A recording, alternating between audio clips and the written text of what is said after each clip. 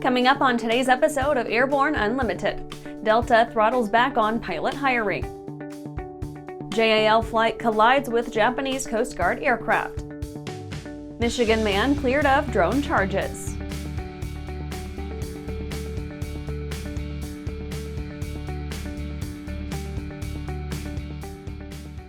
Welcome to Airborne Unlimited. I'm your host, Holland Lee. Let's get into today's stories. Delta throttles back on pilot hiring. Delta said it will hire fewer pilots in 2024 than it did in 2023, rolling back to about half of what it onboarded last year. The change might sound spooky to those eyeing the airline industry for a future career, with fears of a recession and omnipresent inflation always in the back of student pilots' minds. The airline reiterated that it still plans to hire 1,000 new pilots this year, and that it's still a pretty high number for an average year. The change is just throttling back from a post-pandemic high, looking to achieve a more reasonable, consistent level of growth. While it's always a little iffy reading tea leaves, it almost seems as if Delta finished off its holiday travel season with less than impressive results. In mid-December, the company said that, quote, 6.4 million customers experienced the Delta difference over the Thanksgiving holiday period, end quote, including 5 days without a cancellation. Despite their optimism heading into the busiest time of year, there hasn't yet been any press from the carrier crowing about record-breaking passenger loads. If Delta execs saw numbers that indicated the tune is slowing in the game of economic musical chairs, it would explain why they feel the worst of the pandemic surge is behind them. And after the break, Air Force vet caps 31 years with Bills Patriots flyover. Coming to Sun and Fun's 50th fly-in celebration, Trace Atkins for an opening day concert. I took a war since I was a kid between Jesus and John.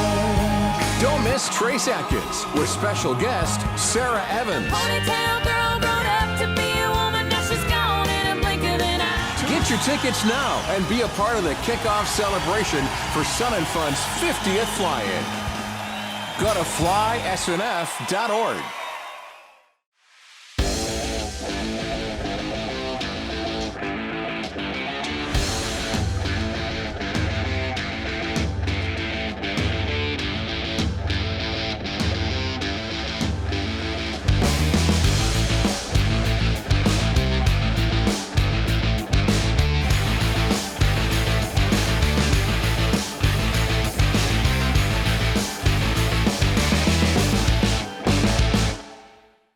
Skyleader Aircraft offers a lineup of the most powerful, durable, and efficient light sport aircraft in the industry. From trainers to roomy cockpits for long hauls, Skyleader has an aircraft for you. And the best part? They're in your budget. Skyleader's base prices are set low to give you room to customize your aircraft to your needs, desires, and wallet, allowing you to put your money where it matters to you most. Visit flyskyleader.com today to learn about our aircraft, customization options, and chat with the team. Welcome back. Now let's take a trip around the patch for some shorter stories. Air Force vet caps 31 years with Bills Patriots flyover. Attendees at the Bills and Patriots game on December 31st watched a USAF KC-135 pilot's final military flight as he capped off more than 3 decades with the service. Benjamin Kennedy flew one of the 91st ARW's KC-135 tankers above 70,000 football fans ahead of the showdown between the Buffalo Bills and New England Patriots.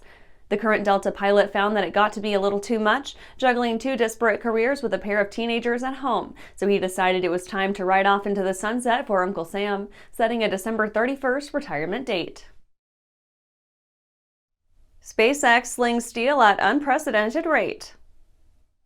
SpaceX broke a record of sorts with their last launch, sending off its 95th and 96th of 2023 missions at a breakneck pace. The recent launches saw a single-core Falcon 9 rocket take to the skies in less than 3 hours from its preceding Falcon Heavy. The impressive show put an uncrewed X-37B spacecraft into orbit first, with the second launch delivering 23 fresh satellites for the Starlink constellation. As usual, Cape Canaveral provided the right blend of orbital ease and well-placed infrastructure needed to pull off a double-header. Samson Sky nets another patent. Samson Sky has snagged another patent for their Switchblade flying car, reportedly making it their 6th such achievement in the intellectual portfolio. The patent this time was granted by the European Union, pertaining to Samson's swinging, retractable wing configuration. The system has required more than a few patents to protect, according to the company, making something light enough, rigid enough, and robust enough to function as a load-bearing wing structure isn't as easy as it seems on paper. Turkish Anka 3 takes flight. Turkish aerospace industry sent its Anka 3 stealth drone up into the air for the first time. The unmanned combat aerial vehicle, as TAI designates their new baby, hit a top speed of 150 knots at 8,000 feet during its 70-minute test flight.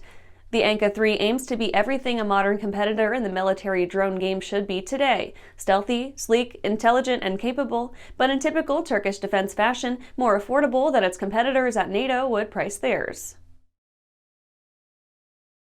That's it for today's trip around the patch. Let's get back to the rest of the news. JAL flight collides with Japanese Coast Guard aircraft.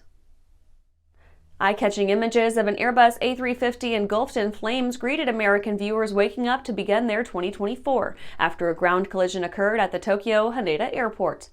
While specifics are often long awaited in cases like these, it's generally understood that the incident included an accidental contact between Japan Airlines JAL-516 and a Japanese Coast Guard Dash 8.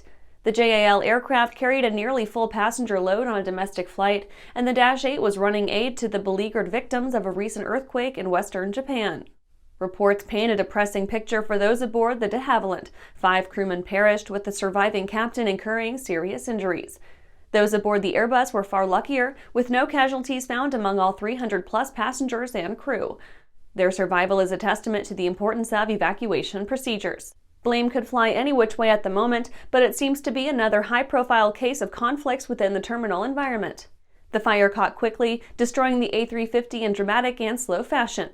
Haneda was shut down to accommodate the firefighting efforts, but it still took 70 fire trucks to put the blaze down into a smoldering wreck.